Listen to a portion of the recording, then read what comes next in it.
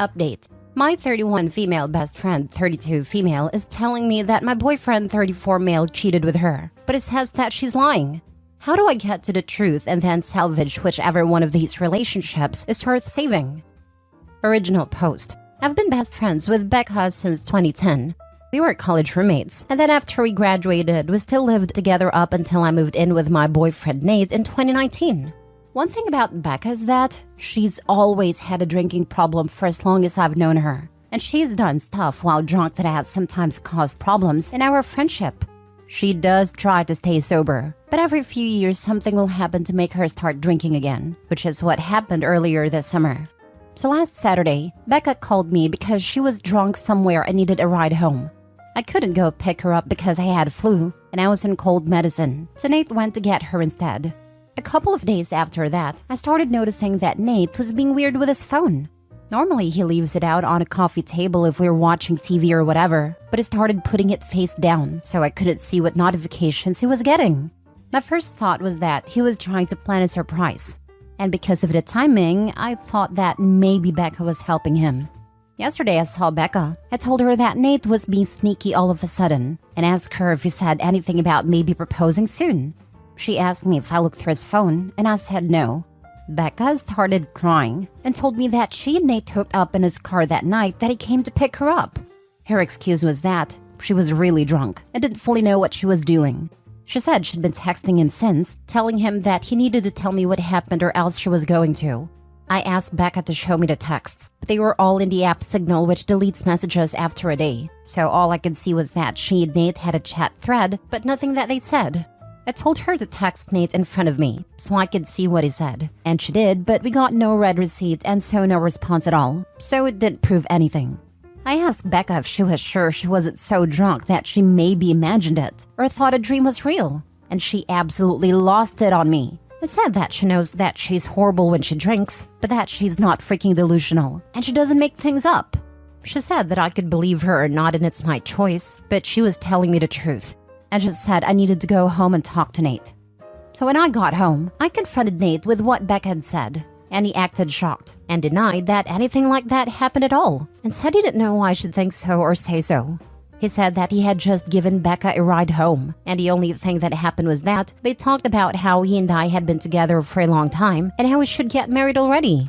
He admitted they were talking on Signal the next couple of days, but he said that it was about exactly what I thought, that he was asking her about engagement rings and what kind of proposal I would want. Nate replied to Becca's message from before, asking her if she made up a story about them hooking up to not ruin the surprise about his proposal. And she texted him back that there was no proposal and to stop playing dumb. So then Nate called her pretending like I wasn't in the room and told her that she needed to stop whatever she was trying to do because we were on the verge of breaking up and he'd rather just have the surprise be ruined. But Becca just kept telling Nate to stop lying until he got angry and hung up on her. I really didn't know what to think, and I still don't. Right now, Nate is really upset and not really talking to me much.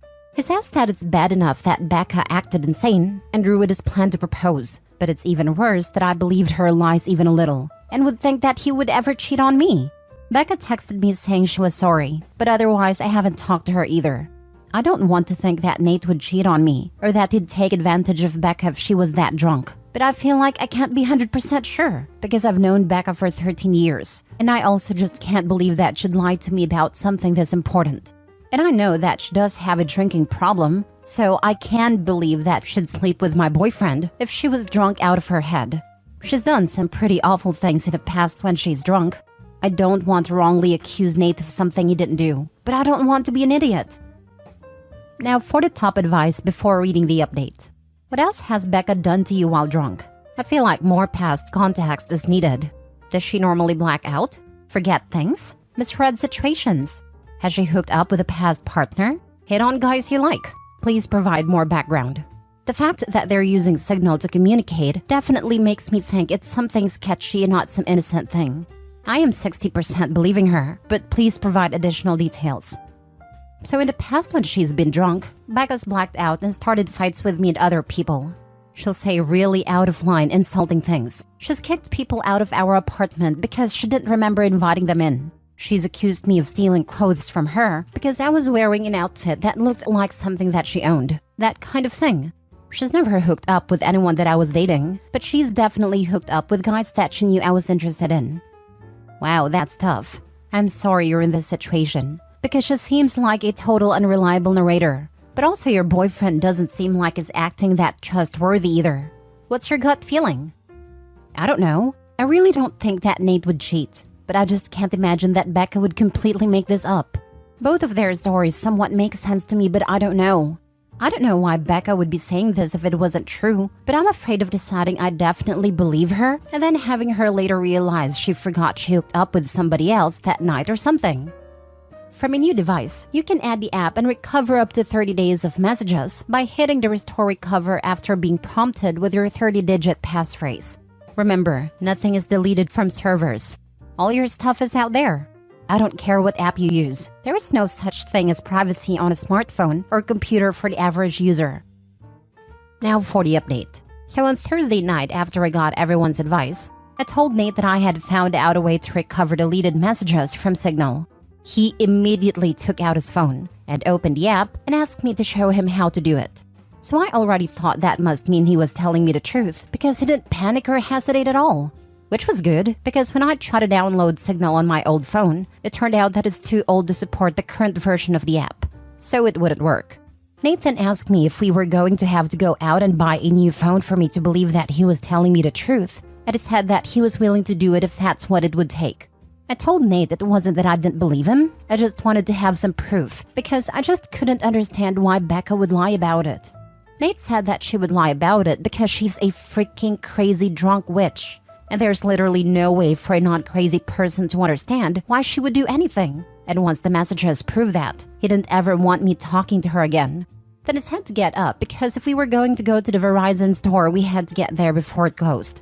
By then, I completely believed Nate anyway. So I told him we didn't have to go anywhere or get a new phone, and that I believed him and I knew he didn't cheat on me, and that he would never do that. Nate said that he would hope I know that, and that he didn't understand why I didn't take his word for it in the first place.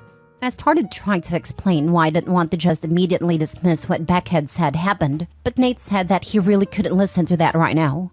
I said that was fair and agreed that I would cut Becca off. But at first, I wanted to try to get her to admit that nothing happened. Nate said fine, but to call her with my phone on speaker, because he thought he also deserved to hear her admit that she was lying. So I called Becca and I said the same thing to her that I said to Nate, that I've figured out how to recover deleted messages on Signal. She asked me why I would need to do that, so that was when I knew for sure that she was definitely making it up, and not just confused somehow. I said it was because I wanted to have proof of what she and Nate talked about. Becca asked me if I saw their messages, so I lied and said yes. After that, Becca just went silent, until finally I asked her if she was going to say anything. Then she asked me if that meant that we were engaged now. So then I really just lost it on her and screamed at her, asking her if she was freaking serious. And what the heck was wrong with her? And how could that possibly be all that she had to say? Becca started screaming back, telling me to calm down and about how obviously I never believed her anyway, because it's not like we broke up over it. I was crying by that point, and because of that, I couldn't really say anything else. So then Nate told Becca to get lost and to never ever contact either one of us ever again, and hung up on her. A minute later, Becca sent me a completely unhinged text that I'm quoting here verbatim apart from changed names. Courtney, you are supposed to be my friend for life. You are supposed to be there for me. You are supposed to be my person. But then you meet Nate and now you only care about Nate. Everything is about Nate. Tell me why Nate comes to pick me up when I call you.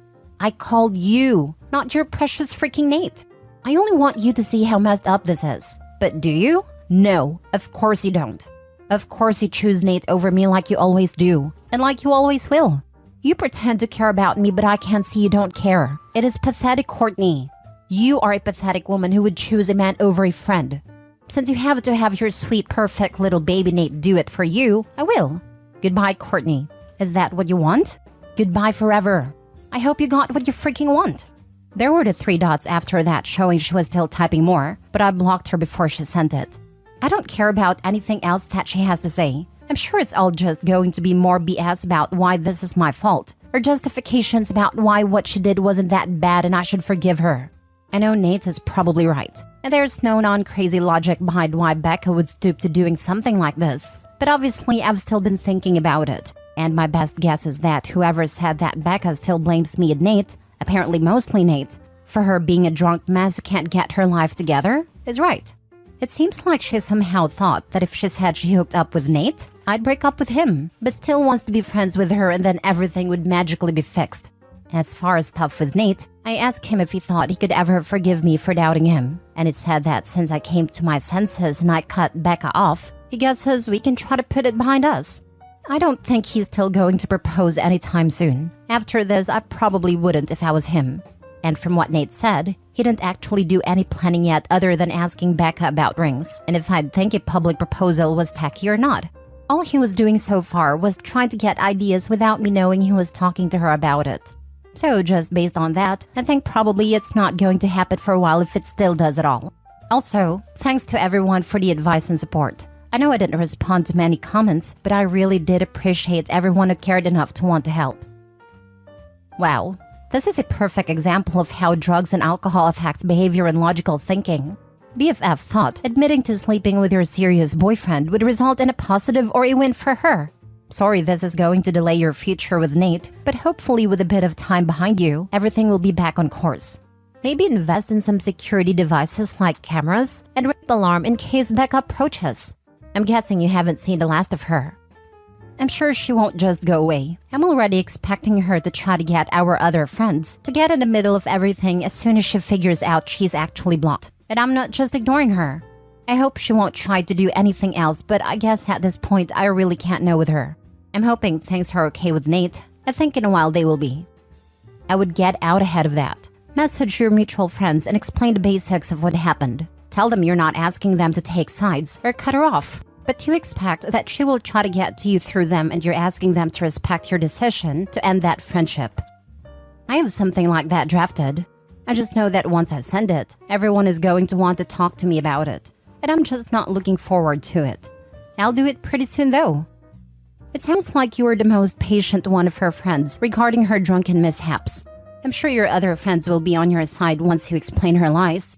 Had you been pressuring Nate to propose at all?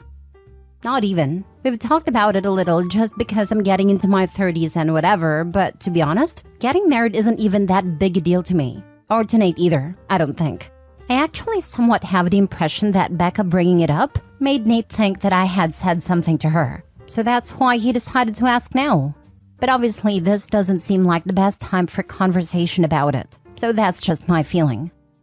Well, if it isn't something you've been pressing for or even want necessarily, just concentrate on getting your relationship back to where you want it. Sounds like if you stay no contact with Becca, you have a good shot of that happening. I'm curious if Becca ever said anything to you when she hooked up with guys you liked? Do you think she was blocking you on purpose to keep you for herself? Did she try anything with Nate before you were exclusive? Or was she drunk and looking for hookups? I don't think she ever put enough thought into those hookups to be malicious like that. She was just inconsiderate and would go after whoever. Last story. My girlfriend, 28 female, doesn't want me, 27 male, to keep our current dog because she's old and thinks she'll cost more money than we need to spend. How can I respectfully tell her I'm not getting rid of the dog? Me and my girlfriend have been dating for 6 years. I brought a dog into the relationship who was 5 years old at a time. The dog is currently 11. I had conversation with my girlfriend about this and the possibility of another dog. The first thing she said was, no, dogs in general are expensive. Which reminds me, you should get rid of the brat we have right now, because all dogs like her are so much more expensive. After she said this, I told her that the dog was my best friend and something I would never get rid of, because she means too much to me. I told her that the dog matters more than money. She got mad, and she said that the dog should matter less than what she wants, because we've been dating for 6 years. I simply got up and left the room to calm down. The dog has never been a problem.